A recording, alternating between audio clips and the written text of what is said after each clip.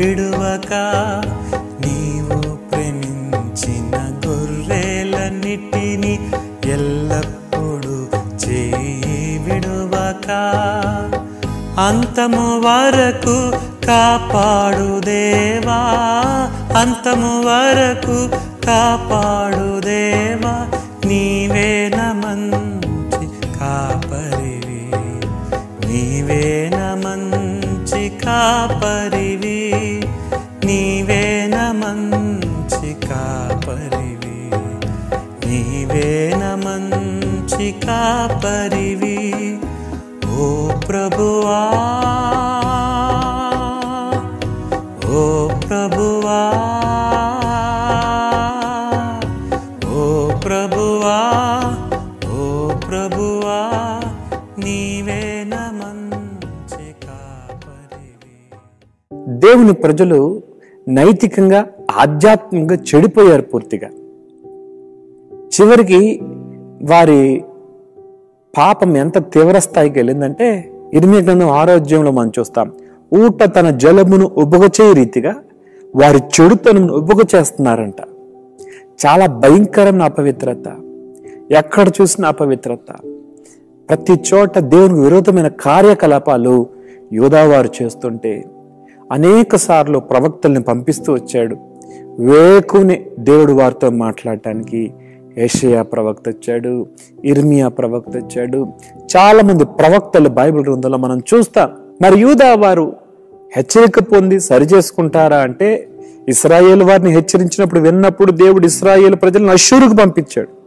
అది చూసైనా బుద్ధి తెచ్చుకుంటారేమో అని దేవుడు వీరికి అవకాశం ఇచ్చినా సమయం ఇచ్చినా దాన్ని దుర్వినియోగం చేసుకున్నారు.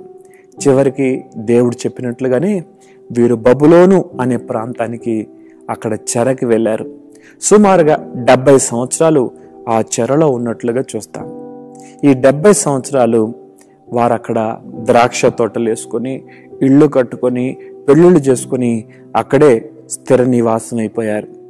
అయితే కొంతమంది భక్తి పరులు లేక విశ్వాస యోధులు, ప్రార్థనా పరులు వీరేం చేశారంటే వీరి చూపంతా దేవుని సన్నిధిలో మొరపెట్టడమే జరిగింది. వీరంతా దేవునికి మొరపెడుతొచ్చారు. దేవా, మా పితరుల ఉండే స్థలములోకి లేక మా పితరుల దేశానికి మమ్మల్ని ఎప్పుడు తీసుకెళ్తావు?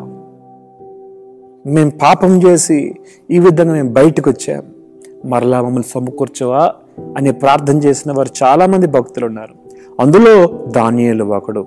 అయితే అనేక మంది ప్రార్థన ఫలితంగా, అంతేకాకుండా దేవుడు చెప్పాడు తిరిగి తీసుకొస్తారని, అలా మొట్టమొదటిగా కోరేషు పరిపాలనలో జెరుబ్బాబేలు కాలములో మొదటి బృందముగా యూదావారు బబులోను నుంచి యెరూషలేముకి వచ్చారు.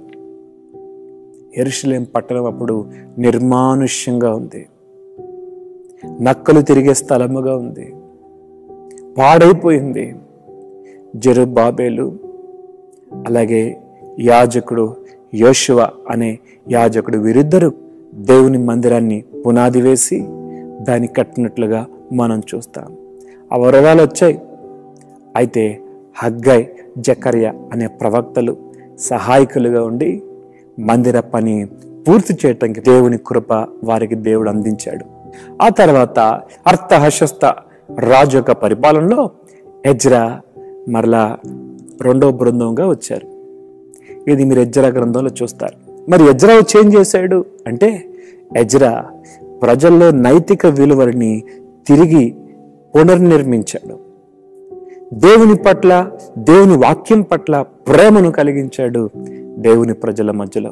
ఒక మాట చెప్పాలంటే, జెరుబ్బాబేలు దేవుని మందిరాన్ని కడితే ఈ ఎజ్రా దేవుని మందిరంలో ఉన్న మనుషుల్ని ఆధ్యాత్మికంగా నిర్మించి ఉజ్జీవపరిచినట్లుగా మనం చూస్తాం అన్నమాట.